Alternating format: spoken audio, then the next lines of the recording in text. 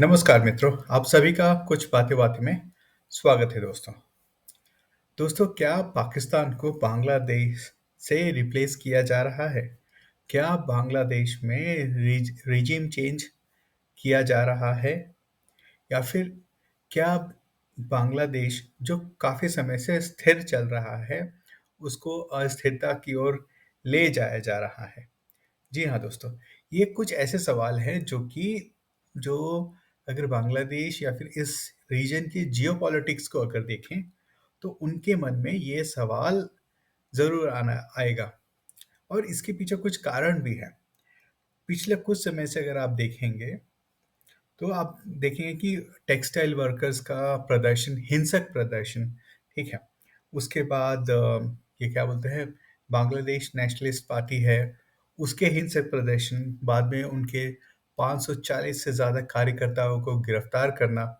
फिर उसके बाद आप ये भी जानने की ज़रूरत है दोस्तों कि जैसे कि भारत में इलेक्शंस आने वाले हैं, उसी तरह से बांग्लादेश में भी जनवरी 2024 में इलेक्शंस आने वाले हैं। तो इसी को लेकर काफ़ी सारी चीज़ें हो रही हैं। देखिए, जब मैंने कहा कि पाकिस्तान का अल्टरनेटिव क्या बांग्लादेश बनने जा रहा है, इसके पीछे एक कारण है दोस्तों। देखिए, पाकिस्तान का जितना भी यूटिलिटी था, लगभग वो ख़त्म हो गया है। ये इसलिए मैं कह रहा हूँ क्योंकि ये मैं नहीं कह रहा हूँ, बेसिकली जो सीआईए है, जो अमेरिका है या फिर कम्युनिस्ट पार्टी ऑफ चाइना है, ये धीरे-धीरे कहीं उनको लग रहा है कि पाकिस्तान का अब यूटिलिटी जो है, वो इस एरिया में यानी इस जियोपॉलिटिक्स में अब उनका उतना ज़्यादा इस्तेमाल नहीं किया जा सकता है। शायद यही एक कारण है कि धीरे-धीरे आप जो देख रहे हैं कि आप अक्सर देख रहे हैं कि पाकिस्तान में अनमैन्ड क्या बोलते हैं अन अननोन गनमैन, हाँ, अननोन गनमैन जो है आके पाकिस्तान के बड़े-बड़े आतंकवादियों को, जो कि आईएसआई की निगरानी में रहते हैं, जो कि आईएसआई बेसिकली आईएसआई उनको पालती है, वहाँ की आर्मी इनको पालती है और इनका इस्तेमाल भारत के अंदर अ, आतंकवाद फैलाने के लिए इनका इस्तेमाल किया जा रहा था। तो धीरे-धीरे वो जो आतंकवादी थे, उन आतंकवादियों को धीरे-धीरे सफाई कर रहे हैं, सफाई किया जा रहा है।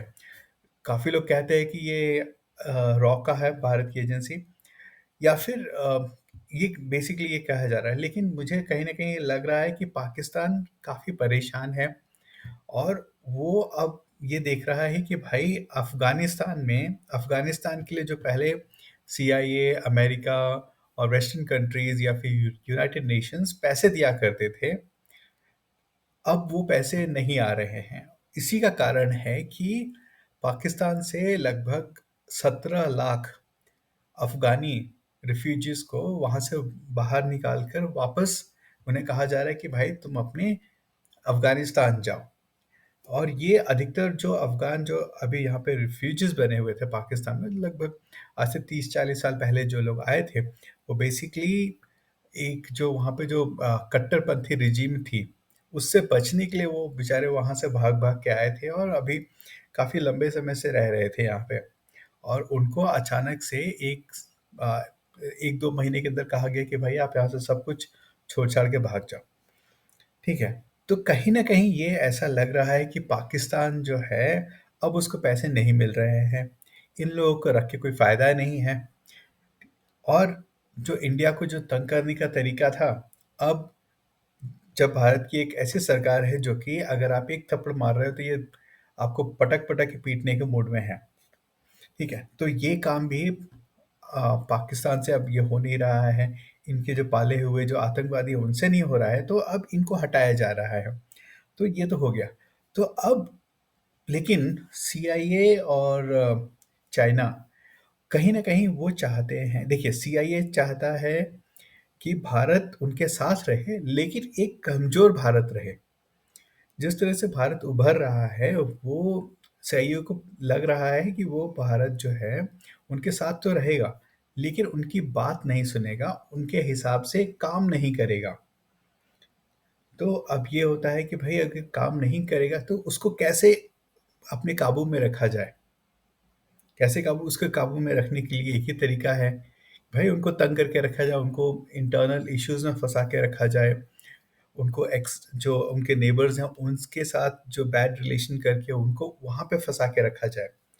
इंटरनल इश्यूज़ जो आपने देखे कि आपका कृषि कानूनों के विरोध में जितना सारा हुआ, उसके बाद सीएए का हुआ और ऐसे ही काफ़ी सारे हुए, जो आंदोलन हुए, भारत की सरकार ने काफ़ी सूझबूझ से उसको क्या बोलते हैं, उसको ठंडा कर दिया।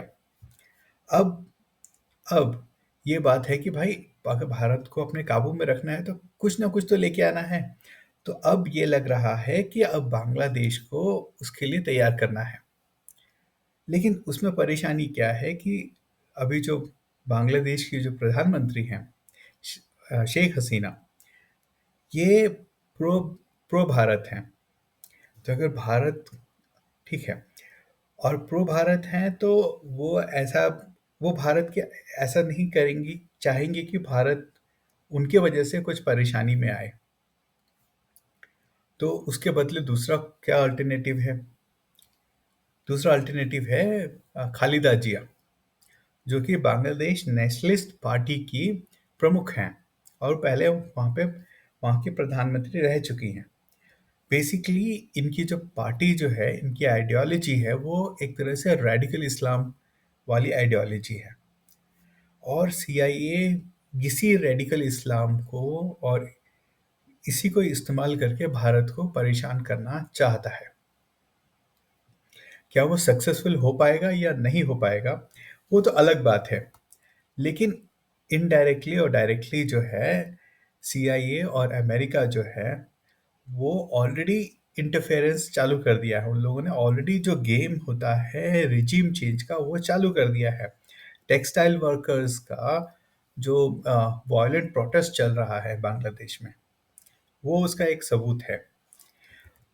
अगर आप उसके बाद की देखें, वहाँ का जो वेस्टर्न मीडिया है, वहाँ का वेस्टर्न मीडिया ऑलरेडी काम करना चालू कर दिया है।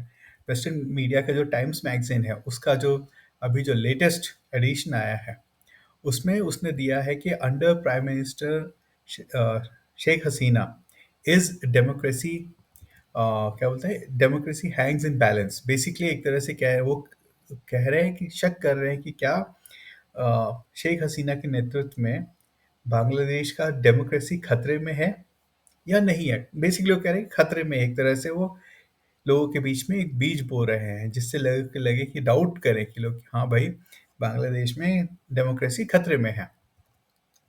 उसके साथ साथ अगर आप देखेंगे कि यूएस की जो एम्बेसी है इन बांग्लादेश, वो कहती है कि भाई बांग्लादेश नेशनलिस्ट पार्टी जो खालिदा जिया है और शेख हसीना की जो पार्टी है, वो आपस में बैठे और जो भी उनके जो परेशानियां हैं उसको आपस में सुलझाए।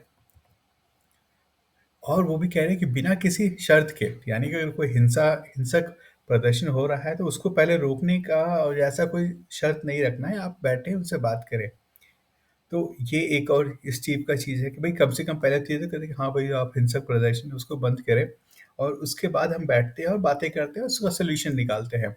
नहीं, लेकिन वहाँ की जो यूएस की एम्बेसी है, वो ये कह रही है कि भाई आप बातचीत कीजिए, कोई प्री कंडीशन की ज़रूरत नहीं है। तो एक तरह से आप यूएस की जो एम्बेसी सीआईए इनडायरेक्टली या फिर अब तो प्रत्यक्ष रूप से कह रही है कि भाई आप अपने बैठ के बात करें बिना किसी प्री कंडीशन के। ये हो रहा है। फिर वहाँ के जो क्या बोलते हैं, आपके सेक्रेटरी एंटनी ब्लिंकन हैं, उन्होंने कहा है कि भाई हम एक ऐसा क्या बोलते हैं, एक ऐसा वीज़ा पॉलिसी लेके आ रहे हैं बांग्लादेश से संबंधित कि अगर कोई भी ऐसा व्यक्ति हो, जो कि वहाँ के डेमोक्रेटिक प्रोसेस में बाधा बनता है, तो हम उसको और उससे जुड़े हुए जो लोग, एक तो इमीडिएट फैमिली मेंबर्स और उससे जुड़े हुए लोगों को हम यूएस का वीज़ा नहीं देंगे। तो ये कुछ चीज़ें जो हैं दोस्तों, ठीक है ना? इन लोग तो एक तरह से ये इनडायरेक्टली और इसको बेसिकली ये स्टेप्स है सारे, जिसमें कि आप एक जो प्रेजेंट रिजीम है उसको आप बदनाम करते हैं और उसके साथ साथ आप लोगों के मन में क्या है, ये भी कहते हैं कि भाई देखिए ये सही नहीं है, आपको एक दूसरी सरकार चुन के लानी है। तो ये तो यहाँ तक की बात हो गई है। इसके बाद क्या बोलते हैं कि देखिए इसी के साथ साथ जो अभी वहाँ के जो बांग्लादेश की जो प्रधानमंत्री हैं, उन्होंने कहा है, अभी आपने जैसा कि मैंने आपको बताया था कि वो यूएस एम्बेसी के जो उनके एम्बेसडर हैं वो कह रहे हैं कि भाई जो यहाँ की पार्टियां हैं और सरकार और जो ऑपोजिशन पार्टी है उसको मिल बैठ के बातें करनी चाहिए बिना किसी प्री कंडीशन के। तो यहाँ की जो शेख हसीना हैं प्रधानमंत्री, उन्होंने बड़ा सही जवाब दिया है। उन्होंने कहा है कि अगर Joe Biden president of America, वो अगर ट्रंप के साथ बैठकर बातों को सुलझाने का कोशिश करेंगे, उनसे बातचीत करेंगे, तो मैं भी यहाँ पे खालिदा जिया जो है और बीएनपी के साथ मैं भी बातचीत करूंगी। तो ये तो काफी सीधा सीधा उन्होंने उनको जवाब दे दिया है। लेकिन क्या ये चीजें यहीं पे रुक जाएंगी?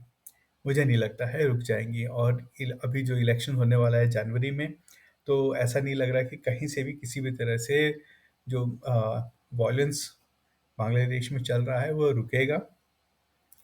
और अगर ये वॉयलेंस और इसकी वजह से अगर जो परसेप्शन चेंज होता है और वो परसेप्शन अगर शेख हसीना के अगेंस्ट जाता है, तो वहां पे सरकार बदलनी मोर और लेस तय हो जाएगी।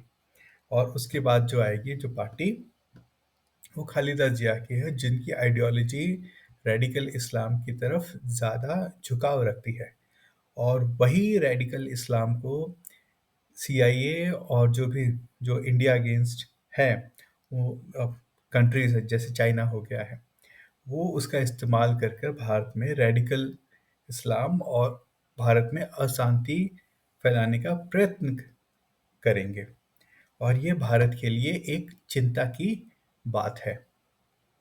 और इस चिंता को दूर कैसे किया जाएगा? शायद मुझे लगता है कि भारत को शेख हसीना के साथ मजबूती से खड़ा रहना चाहिए, ताकि वहाँ के जो लोग हैं, लोगों को लगे कि हाँ भाई भारत इनके साथ खड़ा भी है। और एक तरह से क्या बोलते हैं, एक तरह से मोरल सपोर्ट भी मिलेगा।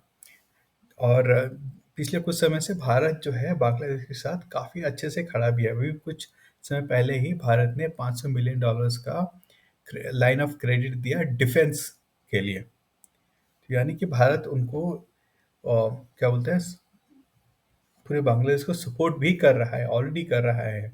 चाहे वो कोविड के टाइम पे हो, चाहे उसके बाद उस समय जितनी भी फाइनेंशियल क्राइसिस और ये सारी चीज़ें आई, भारत ने वहाँ पे भी बांग्लादेश को काफ़ी सपोर्ट किया है। तो बांग्लादेश भी जो कोविड है उसकी वजह से उनकी इकोनॉमी पे काफ़ी इफ़ेक्ट आया है, लेकिन मोर और लेस वो बचकर निकल गए हैं। उनका हालत पाकिस्तान की तरह नहीं हुआ। और जैसे कि भारत ने श्रीलंका को भी बचाया है। तो इसके बाद ये चीज़ें तो लगती है कि भारत उनका सपोर्ट कर रहा है। और शायद भारत को ये बात समझ में आ गई है कि अमेरिका जो है भारत को आराम से बैठने नहीं देगा। और भारत को क्योंकि ये बात समझ में आ गई है, तो भारत ऑलरेडी इसके लिए स्टेप्स उठाना चालू कर दिया है, या फिर चालू कर, मतलब हमें तो जितनी बातें जो पता चलती है उसके हिसाब से, लेकिन वो ऑलरेडी सारे स्टेप्स ऑलरेडी उसमें किए जा चुके हैं। और ये देखना पड़ेगा कि आगे किस तरह से चीज़ें सामने निकल के आती हैं, क्योंकि अगले बांग्लादेश के लिए अगले 2-3 महीने जो है वो काफ़ी इम्पोर्टेंट रहेंगे। और भारत के लिए अगले 5-6 महीने जो है वो काफ़ी काफ़ी इम्पोर्टेंट रहेंगे, क्योंकि दोनों ही देशों में इलेक्शन और इन इलेक्शन में क्या, से पहले जितनी हिंसा होनी होगी, जितना सेक्टेरियन वॉयलेंस होना होगा, जो वर्किंग क्लास को एजिटेट कराने के लिए जो चीज़ें होंगी, ये सारी चीज़ें चलेंगी। तो दोस्तों अभी तक के लिए तो मेरा बस इतना ही है कि भारत को बांग्लादेश के साथ अभी तो खड़े रहना चाहिए, और खासकर शेख हसीना के साथ खड़े रहना चाहिए, क्योंकि वो प्रो इंडियन है। और उन जब तक वो रहेंगी तब तक भारत की मुश्किलें कम रहेंगी। मैं ये नहीं कह रहा हूँ कि समाप्त हो जाएंगी, लेकिन भारत की मुश्किलें कम रहेंगी। तो दोस्तों अभी के लिए बस इतना ही, फिर मिलते हैं। बहुत बहुत धन्यवाद दोस्तों।